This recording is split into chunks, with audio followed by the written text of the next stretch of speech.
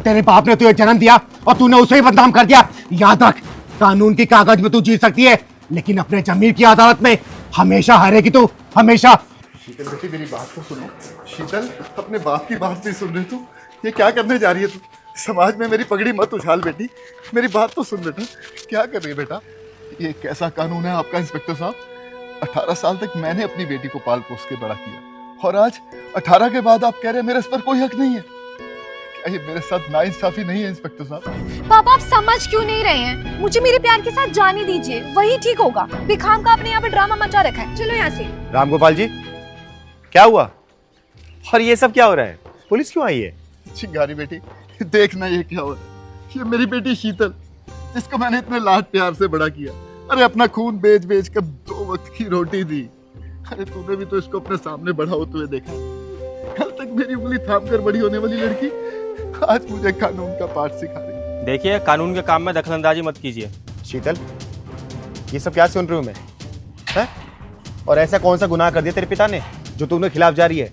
मैं बताता हूँ बेटी, हर बाप की तरह कल जब मैंने अपनी बेटी के कन्यादान के बारे में सोचा, तो बिना मेरा ख्याल किए, बिना मेरी इजाजत लिए ये लड़की इस लड़के को और इस पुलिस वाले को अपने साथ ले। अरे मुझसे लड़ने के लिए, अपने बाप से लड़ने के लिए। और मुझे बता रही है कि अब मैं बालिग हो गई हूँ, अपना भला बुरा समझती हूँ, और इस लड़के के साथ रहने के लिए मुझे किसी की इजाजत की जरूरत नहीं है। अरे बस करें अंकल, आप झूठ बोलकर कितना तमाशा करेंगे आप? अरे छोटी सी बात का पहाड़ बना दिया आपने। चुप कर। तमाशा? अरे तमाशा तुम दोनों ने बना कर रखा है, एक बाप की बेबसी का। और ये बेबसी तुझे बेवजह लग रही है। और शीतल तू? दीदी आप तो प्लीज रहने दीजिए। मुझे पता है आप यहाँ पर ज्ञान ही दोगी, लेकिन असल जिंदगी में आपका ज्ञान एकदम बेकार है, और मैं वही करूंगी जो मुझे ठीक लगेगा। सही लगा? अपने बाप की इज्जत सरेआम नीलाम करवाना तुझे सही लगा? कल के आए इस लड़के के आगे अपने बाप का ख्याल ना रखना तुझे ठीक लगा? ठीक है, तुझे इससे शादी करनी है ना? अरे मैं करवाऊंगा तेरी शादी, लेकिन इस तरह समाज में मेरी इज्जत नीलाम करके मेरी नाक कटवा के नहीं। ऐसे तो सरेआम मेरी इज्जत बाजार में उछल जाएगी। अरे बस करिए आप। समाज और समाज की बातें, इस समय में हम टाइम वेस्ट नहीं करना चाहते, और इसलिए हमने ये फैसला लिया है।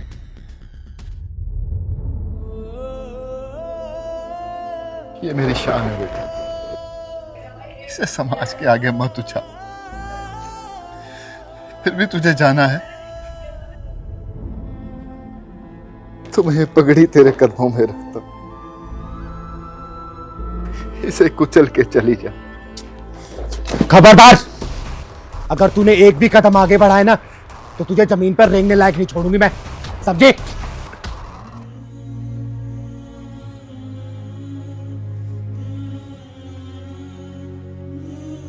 जिसे तू रौंदले चली है ना, ये कोई मामूली कपड़ा नहीं है।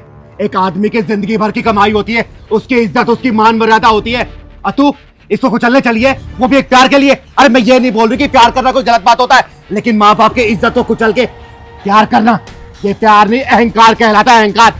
तेरे बाप ने तुझे जन्म दिया और तूने उसे ही बदनाम कर दिया। याद रख, कानून की कागज में तू जीत सकती है, लेकिन अपने जमीर की अदालत में हमेशा हारेगी तू, हमेशा। और जब तुझे इस बात का एहसास होगा ना, तब बहुत देर हो चुकी होगी, बहुत देर।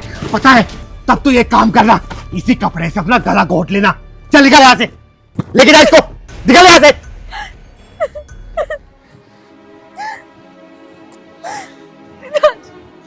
पिताजी मुझे माफ कर दीजिए पिताजी। मैं इस 2 दिन के प्यार के लिए आपके इतने सालों के प्यार को ठुकरा के जा रही थी। मैं ये कैसे कैसे कैसे भूल सकती हूँ कि आपने मुझे पाला, पोसा, पढ़ाया, लिखाया। मुझे माफ कर दीजिए। और चिंगारी दीदी, थैंक यू सो मच। मैं इतना बड़ा कदम उठाने जा रही थी, उससे आपने मुझे रोका। थैंक यू सो मच चिंगारी दीदी। और सुमित, अब मैं तुम्हारे साथ नहीं जा सकती, क्योंकि तुम्हारा चंद दिनों का प्यार मेरे पिता के प्यार के ऊपर भारी नहीं पड़ सकता। और इंस्पेक्टर साहब, सॉरी, मैंने आपका टाइम वेस्ट करा। आप दोनों जा सकते हैं। चलिए पिताजी, चलिए घर में चलते हैं।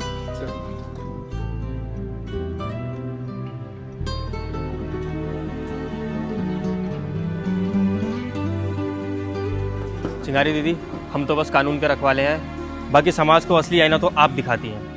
ये विजय कोठारी आपको सैल्यूट करता है।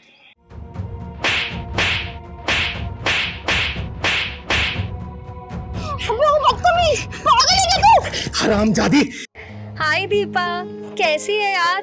सॉरी मैं तेरी शादी में नहीं आ पाई, वो क्या है ना मेरे एग्जाम चल रहे थे। बाकी तू बता कैसा है तेरा ससुराल? अरे मैं तो अच्छी हूँ, मेरे ससुराल वाले तो मेरी बहुत केयर करते हैं। वेरी गुड, ये तो बहुत अच्छी बात है। अच्छा ये बता, जीजू के साथ कहाँ प्लान कर रही है हनीमून का? हम गोवा जाने का प्लान कर रहे हैं। गोवा? अच्छा यार तू गोवा जा रही है, कश्मीर के पहलगाम नहीं जा रही, वरना वहाँ के नज़ारे तो तूने देखे ही होंगे। अरे वहाँ की बात सुन के तो मेरी रूह कांप जाती है। यार तू एकदम सही कह रही है, देखा नहीं था तूने पहलगाम का नज़ारा?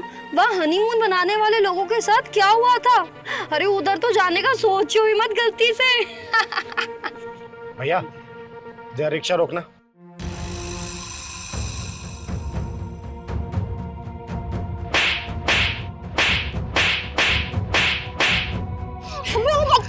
पागल है क्या तू? हरामजादी, किसी सुहागन के उछड़े हुए मांग के सिंदूर का मजाक बना रही है तू, हैं? अगर वही हादसा तेरे साथ हुआ होता तो तेरे दिल पे क्या बीती? बोल ना, बोल। अबे 2 टके की तालिबानी किन्नर, तेरी हिम्मत कैसे है मुझ पे हाथ उठाने की? और तू है कौन जो मुझे ज्ञान दे रही है? चिंगारी नाम है मेरा, चिंगारे किन्नर, और तेरी जैसी बिगड़ी औरतों को सुधारने का काम करती हूँ मैं, समझी? अबे ओ, तू जानती भी है मैं हूँ कौन? मेरा बाप ना सब इंस्पेक्टर है। एक कॉल करूंगी मैं, एक कॉल, और तुम दोनों ना सीधा अंदर जाओगे। लगा अपने बाप को फोन, लगा और बोल उसको कि तू सुहागन के सिंदूर का मजाक बना रही थी, उसके सुहाग की मौत पे हंस रही थी। या फिर नंबर दे, मैं तेरे बाप को फोन करके बोलती हूँ कि एक सब इंस्पेक्टर की बेटी के दिल में सुहाग की मौत की जगह गया है। दे नंबर। अबे तेरा क्या लगता था वो जो आतंकवादियों की गोलियों से मर गया, और वो लड़की जिसके लिए तेरी छाती मरोड़ उठ रही है, क्या लगते थे वो दोनों? अरे जो दूसरों के आंसुओं को देख के हंसी मजाक उड़ाते हैं ना, उनकी जिंदगी दुखों के सागर में डूब जाया करती है। अरे वो लड़की भले ही मेरी कुछ लगती थी, लेकिन इंसानियत के नाते मेरी बेटी से भी ज्यादा अजीज थी। अरे जिसके हाथों की मेहंदी का रंग उतरने से पहले सपनों की मांग उचड़ गई हो ना, उस भागन के लिए तेरे दिल में दुख होने के बजाय हंसी भरी पड़ी है। हंसी। हरामजादी, पति से बिछड़ने का दुख क्या होता है ना उससे पूछ, जिसने अपना पति खोया हो। सपनों की उड़ान भरने से पहले जिन जालिमों ने उनके अरमानों का पंख काट दिया, उनसे पूछ, समझी? अरे हम सफर का साथ जब छूट जाता है ना, तो जिंदगी को काटना बहुत मुश्किल हो जाता है। उन लोगों ने तो जिंदगी को 4 कदम साथ भी नहीं चले थे, और तू उनके मरने का हंसी मजाक उड़ा रही है। बोल। सॉरी दीदी, दीदी मुझे पता है मेरी गलती है, मुझे माफ कर दो, मुझे उनका मजाक नहीं उड़ाना चाहिए था। दूसरे का मजाक उड़ाने वाले ये भूल जाते हैं कि समय का चक्र गोल होता है, और जब समय अपना रूप दिखाता है ना, तो अकेला वही इंसान रोता है और पूरी दुनिया हंसती है। अरे उसे घर में जाके देख जिसका चिराग बुझ गया हो। अरे उस लड़की के दिल में झांक के देख जिसने अपना पति खोया हो। उसके दिल में तुझे आंसुओं का समंदर नजर आएगा, समझी? दीदी, दीदी प्लीज मुझे माफ कर दीजिए, मैं अपनी हरकत के लिए बहुत ज्यादा शर्मिंदा हूँ। सच में दीदी, मुझे ऐसा नहीं करना चाहिए था। प्लीज आई एम सॉरी दीदी। बेटा एक बात हमेशा याद रखना, दुख किसी का घर देख के नहीं आता और सुख किसी का घर देख के नहीं जाता। सुख दुख लगा रहता है, किसी के घर भी आ जा सकता है, समझी? और आगे से किसी का हंसी मजाक उड़ाने से पहले ना 100 बार ये चिंगारी का झापड़ याद कर लेना, समझी? चल पहलवान।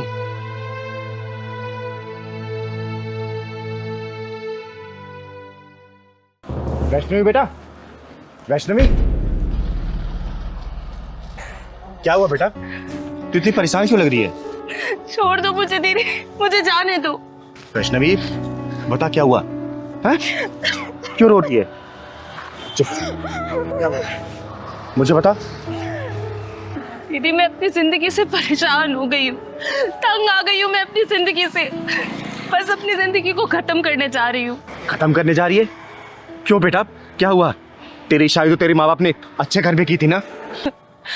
अच्छे घर में की थी दीदी, लेकिन मुझे अच्छे लोग नहीं मिले, ना अच्छी सास मिली, ना अच्छा पति मिला। बेटा मुझे खुल के बता, बात क्या है? बता मुझे। दीदी मैं किस्मत को दोष दूं या भगवान को दोष दूं? आज मेरी शादी को 5 साल हो गए हैं, लेकिन भगवान ने आज तक मेरी गोद सू नहीं रखी है। आज तक मुझे कोई बच्चा नसीब नहीं हुआ दीदी, कोई बच्चा नसीब नहीं हुआ। और इसी का ताना मैं अपने पति से सुनती हूँ, अपनी सास से सुनती हूँ, कभी बांझ कहलाती हूँ तो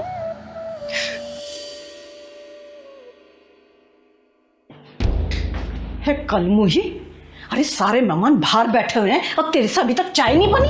अरे एक बच्चा तो नहीं दे सकती है, कम से कम मेहमानों के लिए ढंग से चाय तो बना ले, हैं? हमारे घर की इज्जत बनी रहेगी। जी माँ जी, लाती हूँ अभी। जी माँ जी, चुपचाप से लेकर आ जा भाव।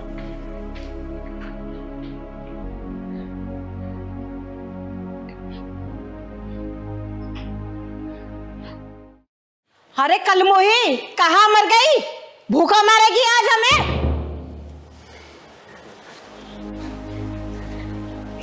ये लीजिए माँ जी, खाइए, ये लीजिए। ए, तेरा दिमाग खराब हो गया क्या? मेरे बराबर में बैठेगी? नीचे बैठ, नीचे बैठ। पर माँ जी। क्या माँ जी, सुनाई नहीं दे रहा क्या बोल रही है वो? एक बच्चे का सुख तुमसे दिया नहीं जा रहा, हमारी बराबरी करोगे तुम? नीचे बैठ, नीचे बैठती हो, बैठ।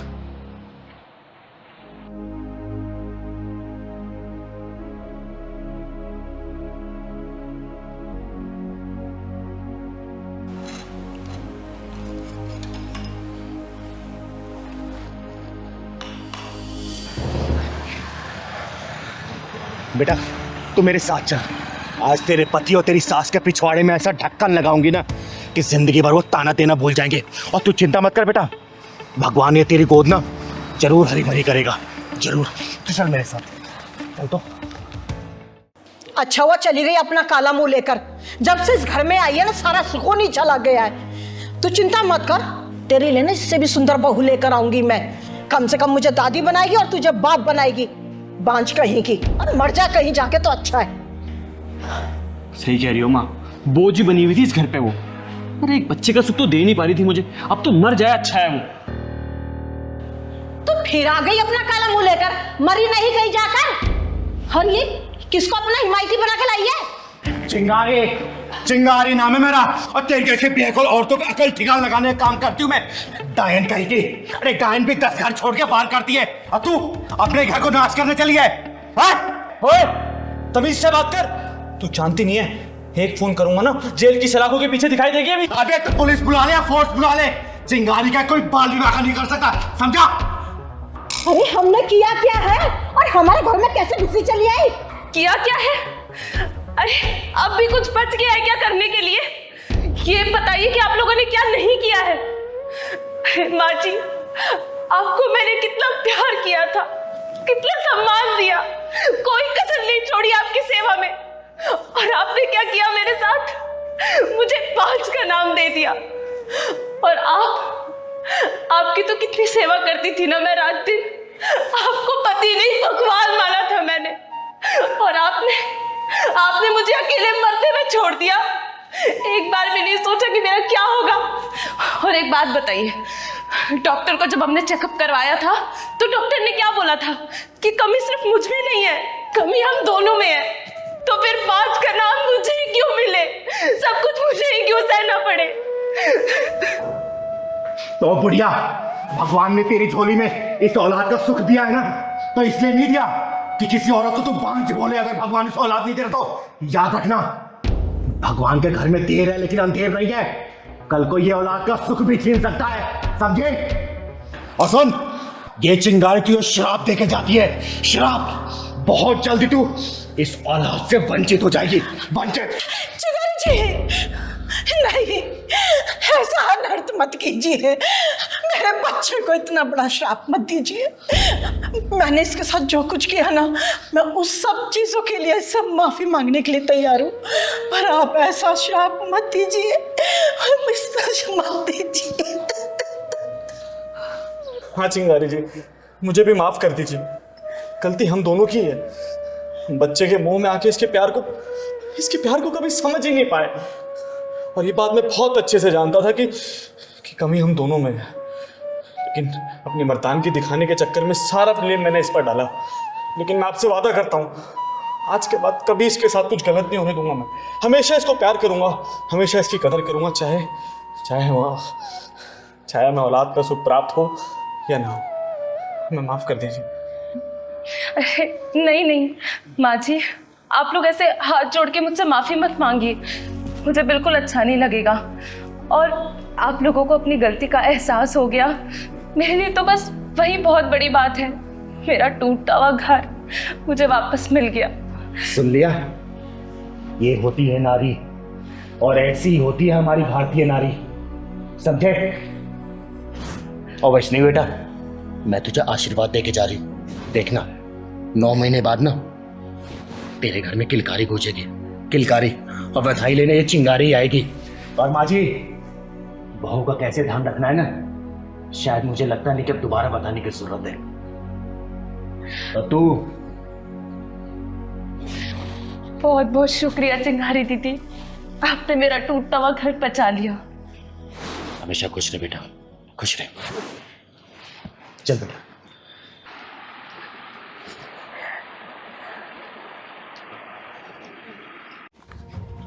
इसी आईडी से उस लड़की को परेशान करता है तू? बोल, ये सोशल मीडिया की बीमारी तेरी खत्म होगी नहीं होगी? बेटा, ये फेसबुक, इंस्टाग्राम, व्हाट्सएप, ये जब सोशल मीडिया है ना, अगर इसके जाल में कोई फंस जाता है वो निकल नहीं पाता है। घर परिवार सब नष्ट हो जाता है, नष्ट, समझा? आगे से अगर मैंने देख लिया ना, काट के रख दूंगी तुझे, समझा? ले निकल। इन लोगों को क्या हो गया है? सोशल मीडिया पे नाचना है, नंगी नंगी फोटो डालनी है, और ऐसे लोग कमेंट और लाइक करते हैं।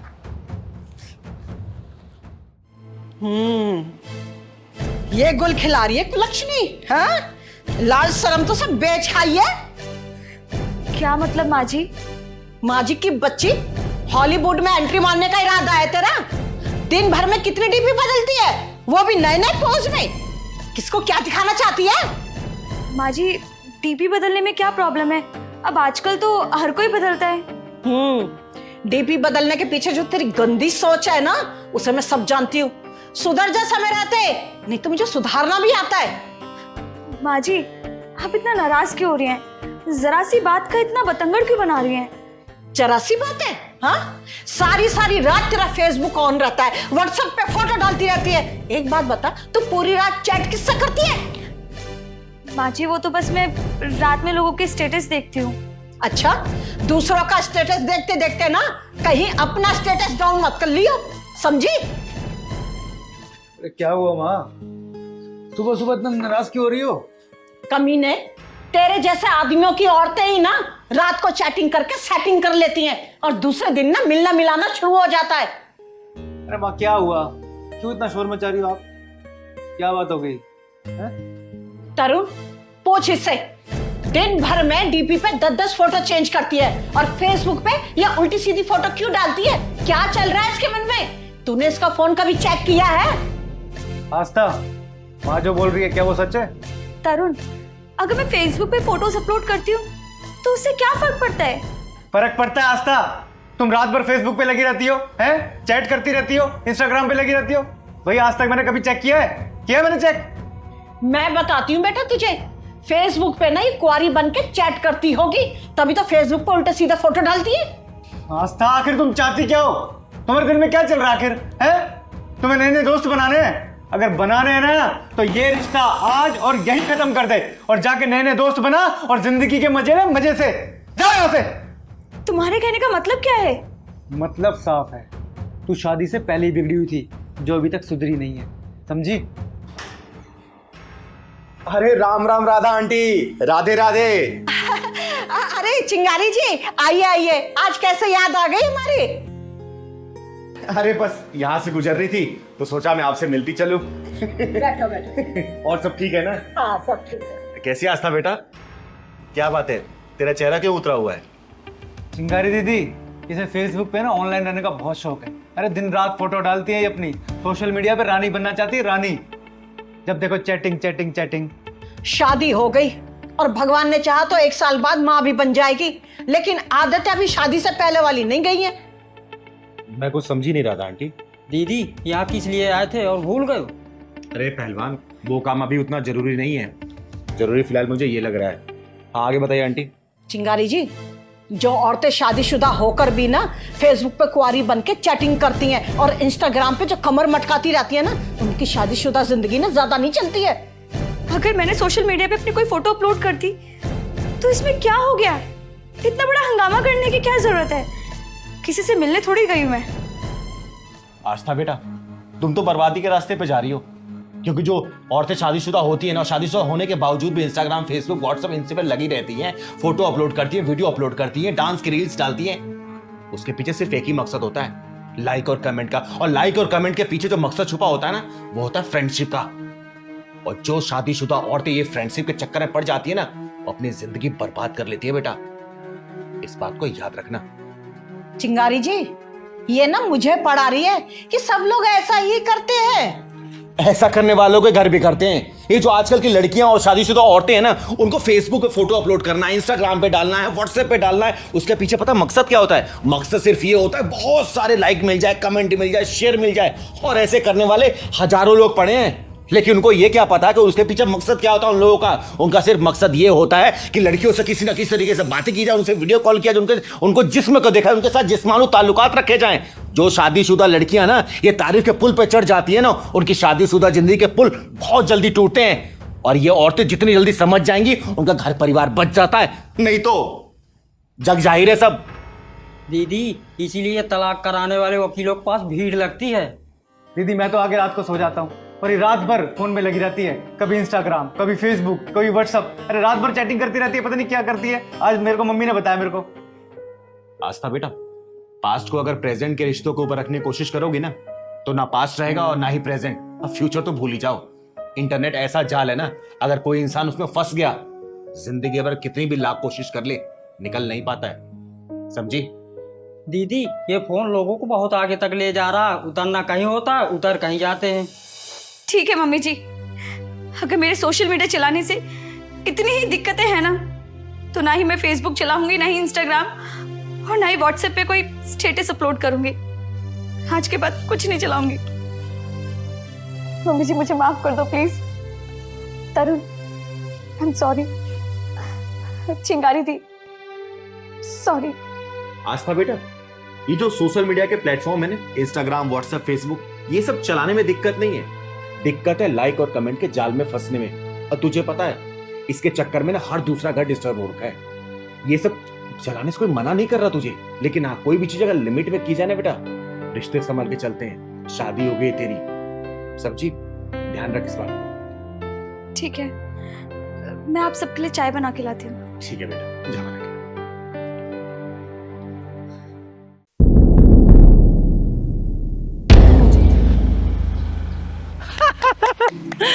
सबको मार डालूंगी, किसी को जिंदा नहीं छोड़ूंगी, सबको मार डालूंगी मैं, कोई जिंदा नहीं बचेगा। हाँ। सबको मार दूंगी मैं, किसी को भी नहीं छोड़ूंगी। हाँ। कोई नहीं बचेगा, कोई भी नहीं बचेगा, कोई नहीं बचेगा।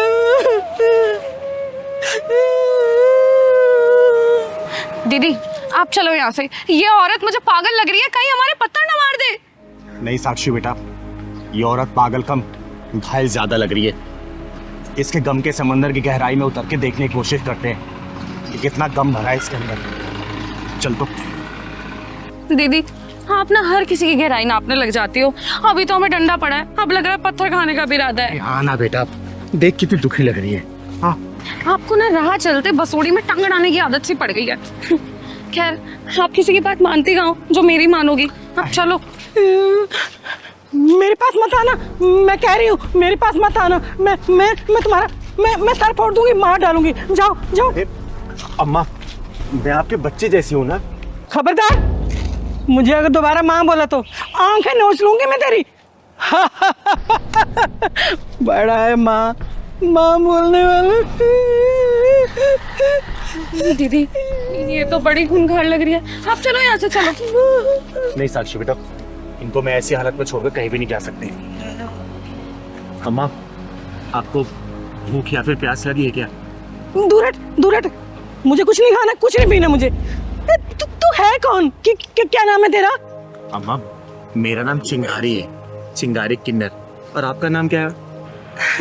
मेरा नाम हाँ, याद आ गया।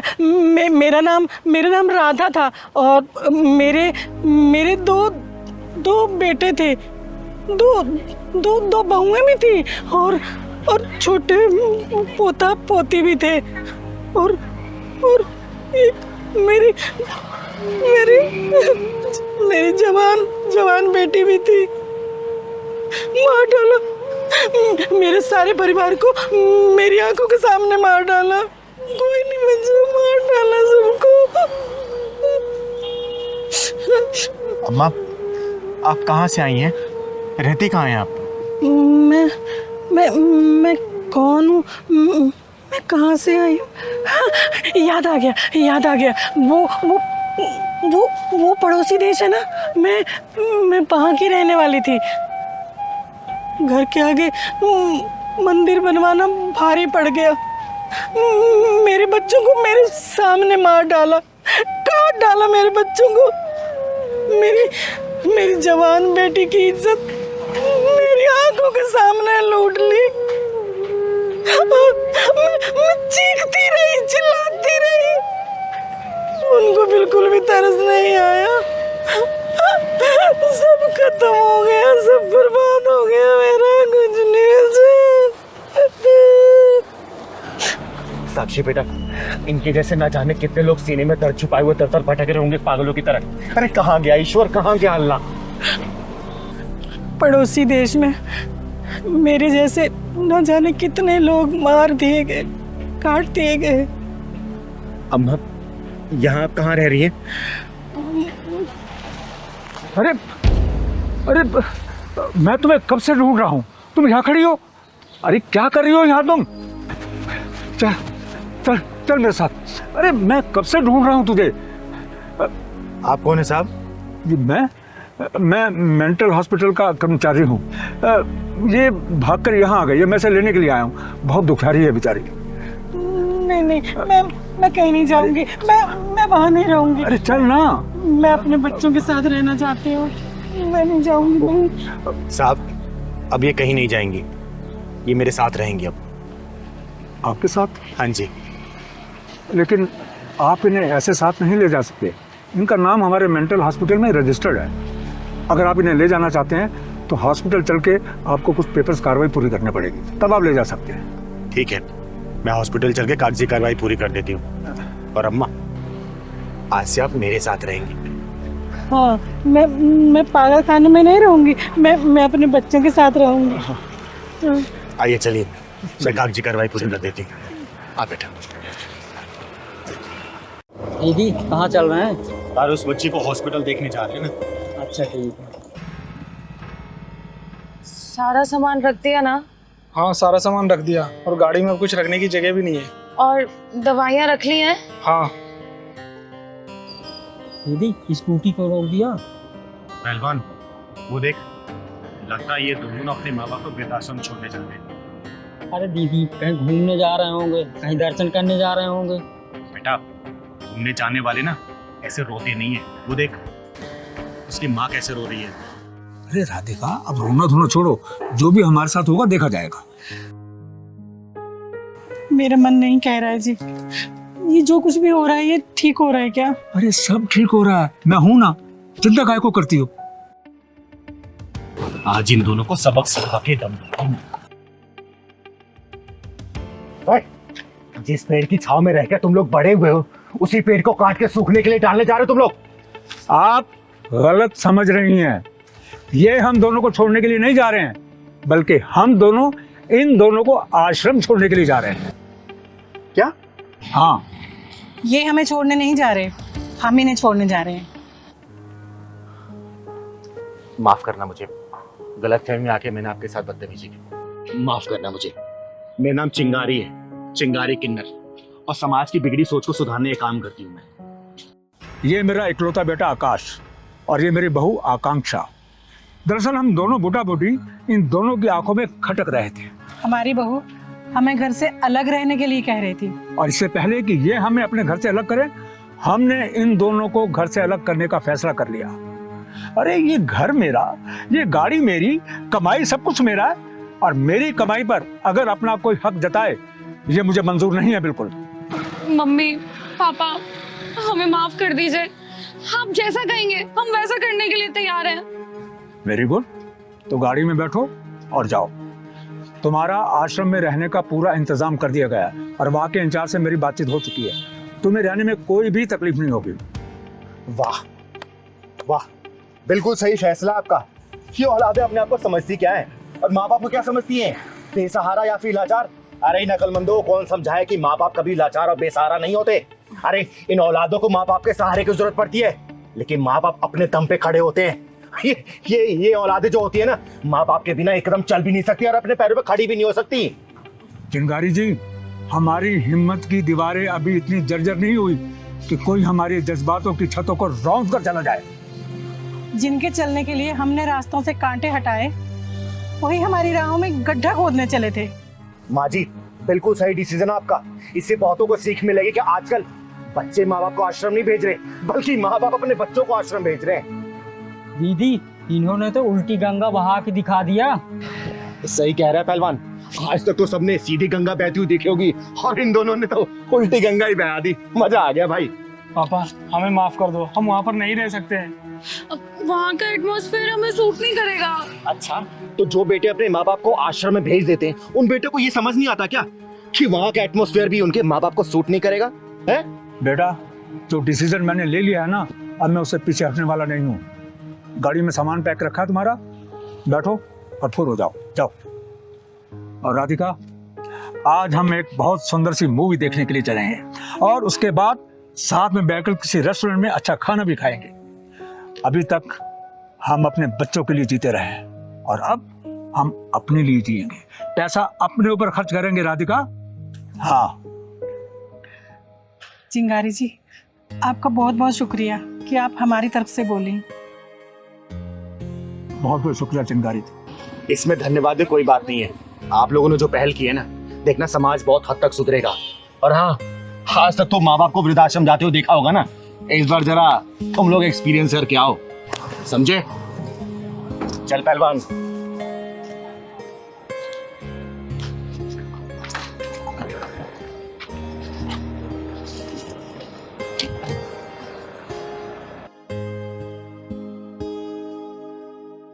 कैसे करमराज भैया? बस चिंगारी दीदी, आशीर्वाद है आपका। दाल रोटी चल रही है बढ़िया से। घर में सब ठीक है ना? हाँ, भगवान की कृपा से सब ठीक है। आप बताइए क्या लेंगी? आप तो देखने की भी जरूरत नहीं है, सारी सब्जियां ताजी हैं, आग बंद करके उठा लीजिए आप। आलू क्या भाव दिए? अरे बेटा, कैसी बातें कर रही हो? आलू 30 रुपया किलो। 30 रुपए किलो? अबे तू आलू बेच रहा है कि सोना बेच रहा है? बेटा, हर जगह यही रेट चल रहा है, क्यों परेशान हो रही है? मम्मी तुम ना मुंह बंद करो। बेटा, आलू हर जगह 30 रुपए किलो ही है। अच्छा, तुमसे पूछा मैंने? तू बता, ये गोभी क्या भाव दी है? गोभी 50 रुपया किलो। 50 रुपए किलो? आलू 30 रुपए किलो, गोभी 50 रुपए किलो। अरे क्या चल रहा है ये? चल अभी ये बता दे कि टमाटर क्या भाव दिए है? मैडम, जिस हिसाब से आपकी हरकतें है ना, आप टमाटर का भाव ना पूछो तो ही अच्छा है, चक्कर आ जाएगा सुन के आपको। ओए, तूने क्या समझ रखा है मुझे? तेरे साथ ना तेरे पूरे खानदान को भी खरीद सकती हूँ मैं। अभी तक तेरे पापा ने मकान का किराया तक नहीं दिया। मम्मी, और तुम शांत नहीं रह सकती हो कि थोड़ी देर? हैं जी, 30 रुपए किलो तो आलू आपसे खरीदे नहीं जा रहे। आई बड़ी मेरा खानदान खरीदने वाली। तू ना अपनी औकात में रहकर बात कर मुझसे। अबे 1000-1500 से ज्यादा की तेरी औकात नहीं है। जितना पैसा तू कमाता है ना रोज, उतने का मैं पिज्जा बर्गर खा जाती हूँ। बेटा, क्यों झूठ बोल रही है? 1000-1500 का पिज्जा खाने वाली 30 रुपए के आलू के लिए मोलभाव कर रही है। एक बात बताओ, तुमसे किसने कहा है हमारे बीच में पड़ने के लिए? अपना सब्जी लौट जाओ यहाँ से। एक बात बता, 20 में आलू बिक रहे हैं और 25 में गोभी, तो लूट ही तो मचा रखी है तूने। अरे बहन जी, लेना है तो लीजिए, नहीं तो जाइए यहाँ से। क्यों मेरा और अपना टाइम खराब कर रही हैं आप? दीदी आप बताइए। चल सही सही रेट लगा ले, आधा किलो आलू दे दे और आधा किलो टमाटर कर दे। चल बेटा, बहस क्यों कर रही है? जल्दी ले लेना। बहन जी देखिए, रेट तो कम नहीं होगा, आपको लेना है तो लो, नहीं तो जाओ यहाँ से। बेच सब्जी रहा है और अकड़ सुनारों वाली दिखा रहा है। चल अब एक काम कर, मेरे पास भी इतना टाइम नहीं है, आधा किलो ना सारी सब्जियों में से कर दे फटाफट। चल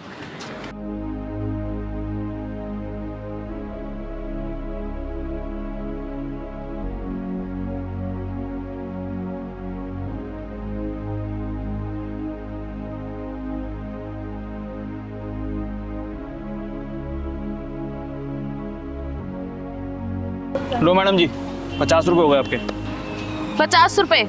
अरे भाई किस हिसाब से 50 रुपए हो गए? देख 30 रुपए की सब्जी है ये, 30 रुपए दूंगी, उससे ज्यादा 1 रुपया भी नहीं दूंगी। और सब जानती हूँ मैं, 10 रुपए की सब्जी लाके 50 रुपए में बेचते हो तुम। इसलिए ना मैं तेरे साथ नहीं आती हूँ। मैडम जी पागल है क्या थोड़ी सी? अरे कर्मराज भैया, इन जोशों की औकात क्या है पूछना नहीं पड़ता, खुद ही बता देते हैं ऐसे लोग। और तेरी औकात क्या है? गली गली में ताली बजाना और 10-10 रुपए मांगना। ओए घमंडी औरत, तू कर्मराज भैया से माफी मांग, वरना तेरा थोपड़ा बिगाड़ दूंगी मैं। रहने दो दीदी, मत मारो इनको। ये लोग अपनी झूठी शान के चक्कर में अपना आत्मा और ज़मीर तो बेच ही चुके हैं। इनको मार के कोई फायदा नहीं है दीदी, कोई फायदा नहीं है। जिन लोगों की आत्मा और ज़मीर मर चुके हैं उनको मार के क्या फायदा, आप खुद बताइए ना। मैडम आप ले लो, आपको जो चाहिए आप सब ले लो। आप ये सब्जी ऐसी फ्री में ले जाओ बहन जी, कोई बात नहीं। माफी? और वो भी इससे? माफी मांगे मेरी जूती। ये ले पकड़ अपने पैसे, चलो मम्मी। कर्मराज भैया आप मेरी सब्जी पैक करके रखो, आती हूँ मैं जरा। अरे दीदी अपनी हरकतें छोड़ दे, नहीं तो एक दिन पछताएगी। भाग कहाँ रही है, हैं? माफी तू क्या, तेरी पुरखे मांगी और तेरी हिम्मत कैसे हुई एक गरीब सब्जी वाले की बेइज्जती करने की? बोल। दीदी इसे माफ कर दीजिए, नादान है। नहीं माँ जी, ऐसे लोग समझाने से नहीं समझते। ये झूठी नस्ल की जो औलादें होती है ना, ये बहुत ही खतरनाक होती है। तू बता कर्मनाथ भैया से माफी मांगेगी या नहीं मांगेगी? बोल। बोल ना, मांगूंगी। हाँ मैं मांग लूंगी उनसे माफी। फोन निकाल अपना, निकाल फोन, लो खोल।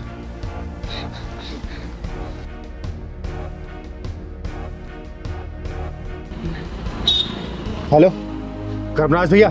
जी चिंगारी दीदी बोलिए। ये बात करो इस छप्पन छोरी से, बात कर, माफी मांग। हाँ भैया मैं माफी मांगती हूँ आपसे। मैंने जो भी बदतमीजी की आपके साथ, मैं आइंदा कभी नहीं करूँगी। आप मुझे माफ कर दीजिए। आपको आपकी गलती का एहसास हो गया, मेरे लिए इतना काफ़ी है। लेकिन आगे से किसी गरीब के साथ ऐसा मत कीजिएगा। हाँ भैया मैं किसी के साथ आइंदा से ऐसा नहीं करूँगी। ठीक है दीदी। ठीक है। आगे से किसी के साथ ऐसी हरकत करेगी ना, जान से मार दूंगा तुझे, समझी? और बहन जी अपनी बेटी को समझा देना, अच्छा नहीं होगा इसके लिए।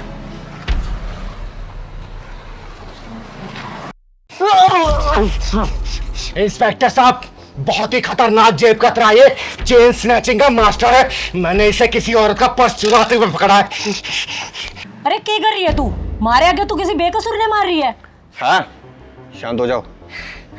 देखिए आप इसको थाने ले आई ना, इसके आगे का काम हमारा है, आप निश्चिंत रहिए। इसकी खातिरदारी तो हम अच्छे से करेंगे। आपकी कांस्टेबल की बातों से ये लग रहा है कि कुछ ज्यादा ही गहरी जान पहचान है इस जेब कतरे से इनकी, बहुत अच्छी तरीके से जानती है इसको। देखिए चिंगारी जी, आप अभय राज को अच्छे से जानती हैं कि वो इन जैसे मुजरिमों के लिए कितना बड़ा जल्लाद है। क्या बे, शायद तू अभय राज को जानता नहीं है, जो मेरे इलाके में चोरी कर रहा है। बेटा पूरे 3 साल के लिए तेरे को जेल के अंदर डलवाऊंगा मैं, आई बात समझ में? देखिए चिंगारी जी, अब आप निश्चिंत रहिए। और रही बात इस चोर की, तो ये तो जेल जाके ही रहेगा। और आपका बहुत बहुत धन्यवाद जो आप इस जैसे चोर को यहाँ तक लेकर आई। मैं चाहती ना तो इसका इलाज वहीं पे कर देती, लेकिन आज मेरा सोमवार का व्रत है और सोमवार के व्रत के दिन मैं किसी के ऊपर हाथ नहीं उठाती। चिंगारी जी आप कैसी बातें कर रही हैं? देखिए आप निश्चिंत रहिए, ये तो आप सीधे जेल में ही जाएगा। आपसे यही उम्मीद है इंस्पेक्टर साहब। जय हिंद।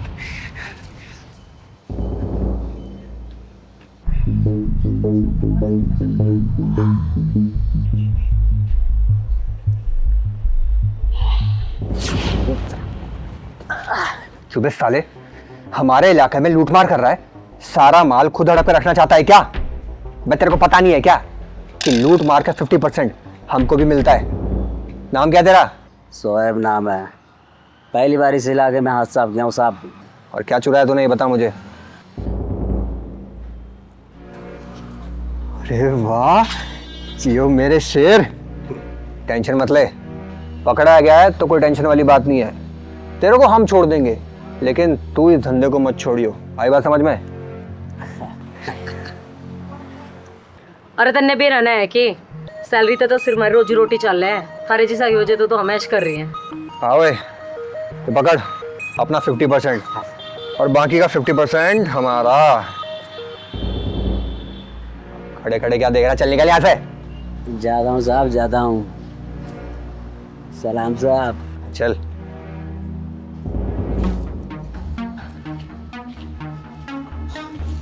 ओए, सिगरेट दे।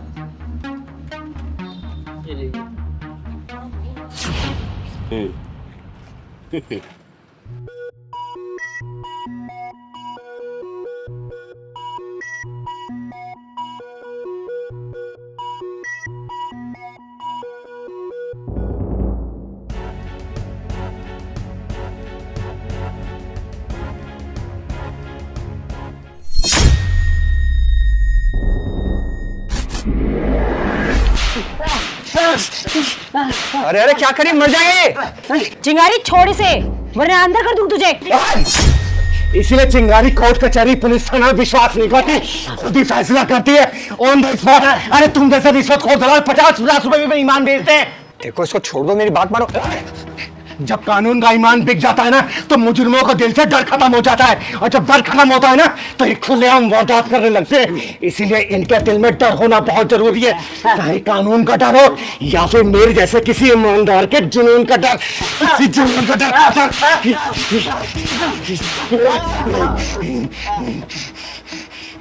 ये होता है डर, और डर होना बहुत जरूरी है। और जब ये होश में आएगा ना तो ईमानदारी की जिंदगी जिएगा। और जा रही हूं मैं, दम है तो रोक के दिखा मुझे, रोक ले आके।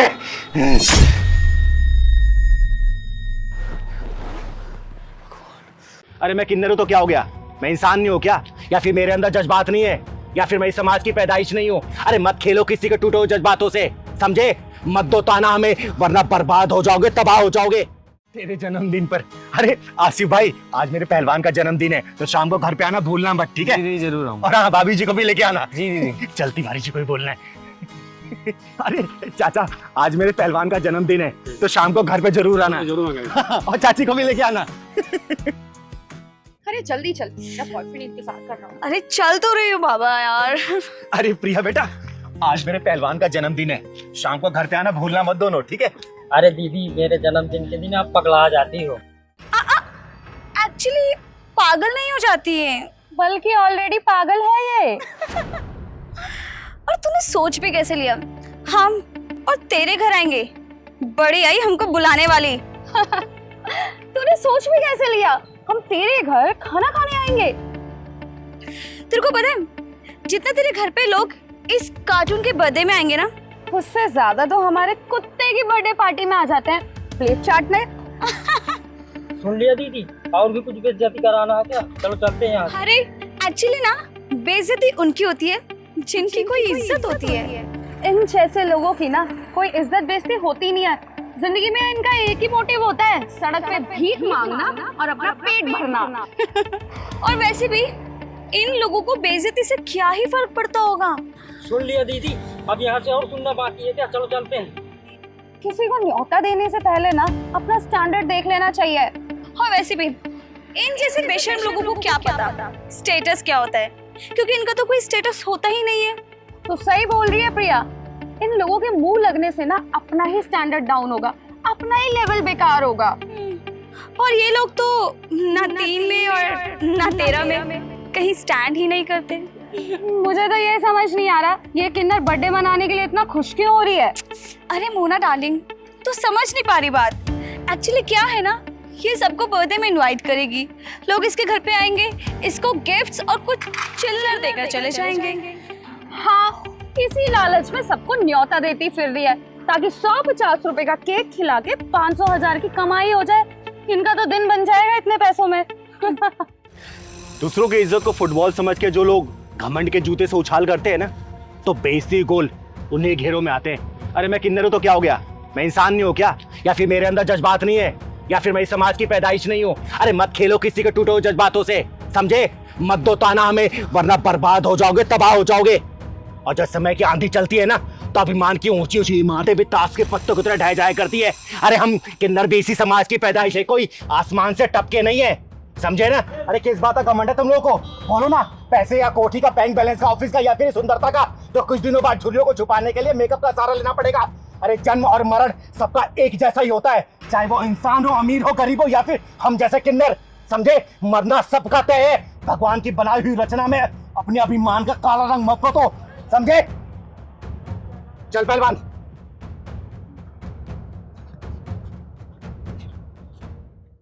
जल्दी आ, नहीं तो लेट हो जाएंगे। ओहो, बहुत धूप हो गई। ओ मॉम, बाहर तो बहुत धूप है, मेरा सारा मेकअप खराब हो जाएगा। कोई बात नहीं, दोबारा कर लेना। ये ड्राइवर कहाँ मर गया?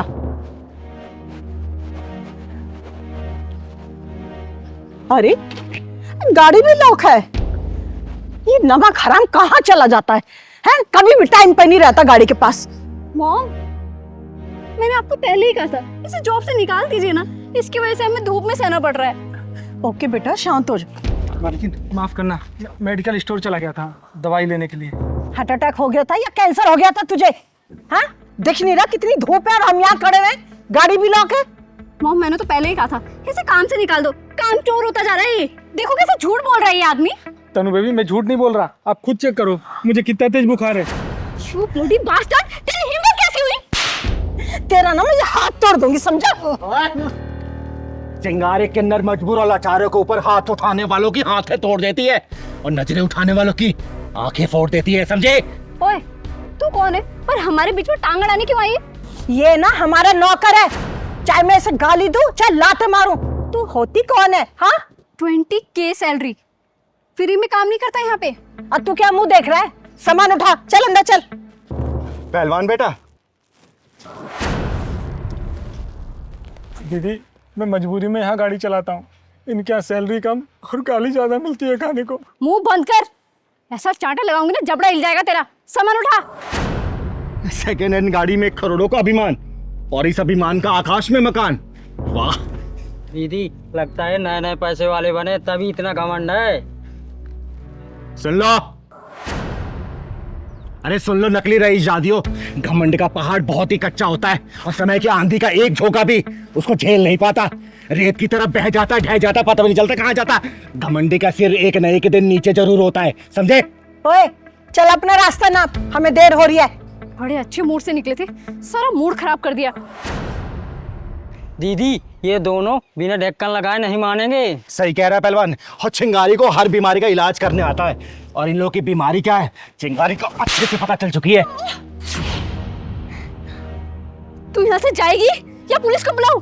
मॉम, हाँ पुलिस को बुलाइए, इसने मेरे पे हाथ उठाया है। शुक्र मना के तेरे ऊपर सिर्फ हाथ उठाया है, दुनिया से नहीं उठाया, वरना चिंगारी तेरे जैसे बददिमाग वालों को दुनिया से उठा देती है।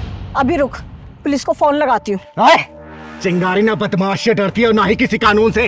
चिंगारी सिर्फ डरती है अपने उबलते हुए खून से। अगर मेरे खून में उबाल आ गया ना तो सामने वाला दुनिया से उठ जाता है। इससे बेहतर इससे माफी मांग लो, वरना दुनिया से उठाने में तनिक भी समय नहीं लगेगा। माफी मांगो इससे। दीदी, ये मुझे नौकरी से निकाल देंगे और इस समय मुझे नौकरी की बहुत ज्यादा जरूरत है। भैया तुम इसकी चिंता मत करो, समझे? क्योंकि चिंगारी कभी भी किसी के सामने गिरते हुए किसी को देख नहीं सकती, चाहे इसके लिए कोई भी कीमत चुकानी पड़ जाए। तुम दोनों माफी मांग लो इससे, वरना मार मार के तुम लोगों का चेहरा का ये हाल करूंगी ना कि आईना भी पहचानने से इनकार कर देगा। माफी मांगो। सॉरी प्रेमपाल, मैंने तुम्हें कुछ ज्यादा ही बोल दिया, प्लीज मुझे माफ कर दो। आई एम सॉरी भैया जी, मुझे माफ कर दीजिए, मेरे से गलती हो गई। आज के बाद कभी ऐसा नहीं होगा। भैया तुम्हें यहाँ नौकरी करने की जरूरत नहीं है, अब तुम्हारी नौकरी कहीं और लगवाऊंगी। चाबी वापस करो, चलो मेरे साथ। ये लो मालकिन चाबी। और हाँ, अंग्रेजों के संस्कार को छोड़ के ना भारतीय संस्कृति अपना लो, चलो।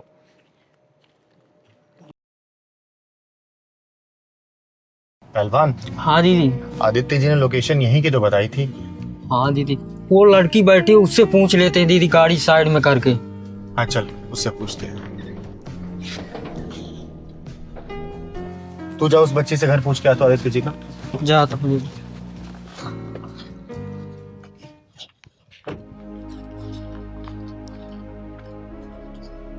बेटा, आदित्य गिरी का घर यही है क्या? हाँ यही है चाचा का घर। दीदी आओ।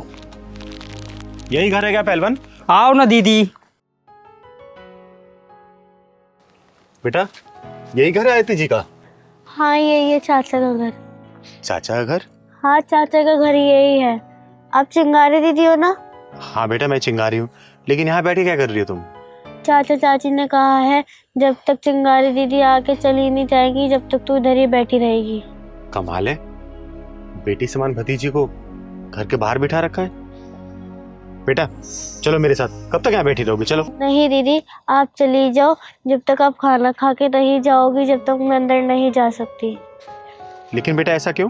चाचा चाची ने मना किया है, आप खाना खा के जल्दी चले जाओ। लेकिन बेटा हम जल्दी क्यों चले जाएं? आप खाना खा के जल्दी चले जाओ, जब मेरे को खाने को मिलेगा, मेरे को भूख लग रही है। जिस घर में बेटी समान भतीजी के साथ ऐसा व्यवहार हो रहा हो ना, उस घर में बेटा खाना तो दूर, चिंगारी अपने कदम भी नहीं रखती है। पहलवान। जी दीदी। जाके बेल बजाओ, उन दोनों को नीचे बुला के लेके आ। ठीक है दीदी।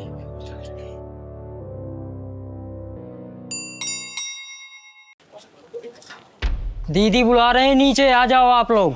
लेकिन चिंगारी दीदी तो ऊपर आने वाली थी ना? नहीं नहीं, नीचे ही आ जाओ आप लोग। चल ठीक है, आते हैं। चिंता मत कर बेटा, सब सही हो जाएगा। ये चिंगारी सब कुछ सही कर देगी, ठीक है? दीदी बोल दिया आ रहे हैं, नीचे ही आ रहे हैं वो। आने नहीं जरा उनको। चिंगारी दीदी आ गई। चिंगारी दीदी नीचे क्यों बुलाया ऐसा? पता नहीं दीदी दूर रहो मुझसे, तुम जैसे पापियों से चिंगारी कोई वास्ता नहीं है, दूर हटो। लेकिन क्यों दीदी? अच्छा, जरूर इस मनहूस ने कुछ बोला होगा। ओए बेशर्म औरत, देवी जैसी लड़की को तूने घर से बाहर निकाल रखा है। और दीदी ऐसा क्यों बोल रही हैं? अंदर चलिए ना, खाना तैयार है। हाँ दीदी, मेरे आंचल में खुशियों की भीख दे दो दीदी। अरे वाह, देवी समान कन्या को तूने यूं भूखा बाहर बिठा रखा है, तो तूने क्या सोचा चिंगारी तेरे घर का खाना खाएगी? अरे खाना खाना तो दूर, एक घूंट पानी तक नहीं पिएगी चिंगारी तेरे घर का, समझी? दीदी क्या बेटियां अच्छी नहीं होती? नहीं बेटा, बेटियां बहुत अच्छी होती हैं। और सुन बे औरत, बेटा बेटी में फर्क रखने वाली, जिस दिन तूने फर्क खत्म कर दिया ना, उस दिन देखना तेरे घर में किलकारी जरूर गूंजेगी, समझी? हसन, ये बच्ची अनाथ जरूर है, लेकिन इस बच्ची को ये चिंगारी पालेगी। अब तुम पे बोझ लग रही है नहीं, चिंगारी पालेगी इसको। चल बेटा। नहीं नहीं दीदी, आपको इसकी जरूरत नहीं पड़ेगी दीदी। दीदी हमें माफ कर दो दीदी, हमें सब समझ में आ गया है। हाँ दीदी माफ कर दो हमें। अरे ये सब जानते हैं कि नारियों के बिना संसार नहीं चल सकता, लेकिन फिर भी नारी नारी की दुश्मन है। बेटा बेटी का फर्क रखने वाले हो, कभी बेटियों को आजाद करके देखो। ये बेटियां तुम लोगों का नाम इतना रोशन करेंगी ना, जितना बेटों ने नहीं किया होगा, समझे? दीदी हमें माफ कर दो। हाँ दीदी हमें माफ कर दो, और प्लीज हमारे घर चलो दीदी। जिस घर में लड़कियों की इज्जत नहीं होती ना, चिंगारी उस घर की तरफ मुड़ के भी नहीं देखती। दीदी मैं आपसे वादा करती हूँ, मैं प्रिया का पूरा ध्यान रखूंगी दीदी। प्लीज हमारे घर चलो दीदी। दीदी हम प्रिया को अपनी बच्ची की तरह रखेंगे, इसमें हाँ, कोई कमी नहीं होने देंगे। ठीक है, आप मेरे घर चलिए दीदी। बिल्कुल नहीं जाऊंगी। अब मैं सीधा 6 महीने बाद आऊंगी इस बच्ची का हाल चाल लेने। अगर इसे किसी भी तरीके की कमी हुई ना, तुम लोगों के पिछवाड़े में ढक्कन लगा के जाऊंगी। अगर तुम लोगों ने इसे सही से रखा तो तुम लोगों का आशीर्वाद दे के जाऊंगी, समझे? चल पहलवान। चलो दीदी।